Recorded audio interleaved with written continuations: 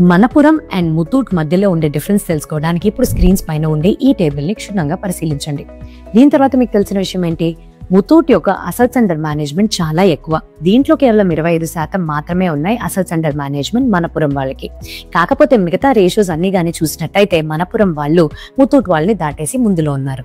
Next gold loan portfolio. వీళ్ళ యొక్క total loan పోర్ట్ఫోలియోలోని గోల్డ్ లోన్స్ ముతూట్ వాళ్ళకి గానీ చూస్తే 84% ఉంది. అదే మనపురం వాళ్ళకి చూస్తే కేవలం 59% ఉంది. అంటే మనపురం వాళ్ళు గోల్డ్ మీద మాత్రమే కాకుండా micro finance, home loans, MSME sectors, vehicle loans, personal loans అంటూ ఇటువంటి మిగతా వాటి నుంచి కూడా ఆదాయం అనేది పెంచుకుంటున్నారు. మనపురం, ముతూట్ ఇవి మనం గానీ విన్నట్టయితే కంపెనీస్ గా కాకుండా వీళ్ళ యొక్క గ్రూప్స్ కింద మనకు చాలా వరకు గుర్తుంటాయి. దీనికి ముఖ్యమైన సబ్సిడరీస్ గురించి ఇప్పుడు మనం మాట్లాడుకుందాం.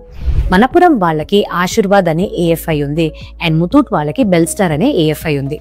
ముతూట్ వాళ్ళ యొక్క బెల్స్టార్ 6.52% టోటల్ ఏయుఎం కి కాంట్రిబ్యూట్ చేస్తుంది. అదే ఆశీర్వాద్ వాళ్ళు 16.75% కాంట్రిబ్యూట్ చేస్తున్నారు.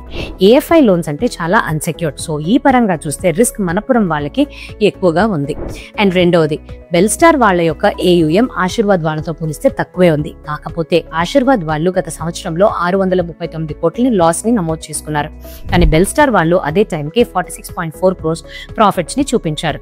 నాన్ పర్ఫార్మింగ్ అసెట్స్ విషయానికి వస్తే 0.43% మాత్రమే ఉంది బెల్స్టార్ కి. ఆశీర్వాద్ వాళ్ళకి 2.5%. సో దీని యొక్క ఆధారంగా వీళ్ళు చాలా వరకు లాస్ట్ ఇయర్ మనపురం వాళ్ళు 1696 crores ని రైట్ ఆఫ్ చేయాల్సి వచ్చింది. అంటే దాదాపుగా 19% వాళ్ళ యొక్క పోర్ట్ఫోలియోని తుడిపివేసినట్టుగా తెలుస్తుంది. సో మీ యొక్క అభిప్రాయాలు ఏంటో కామెంట్ సెక్షన్ లో తెలియపరచడం మర్చిపోకండి.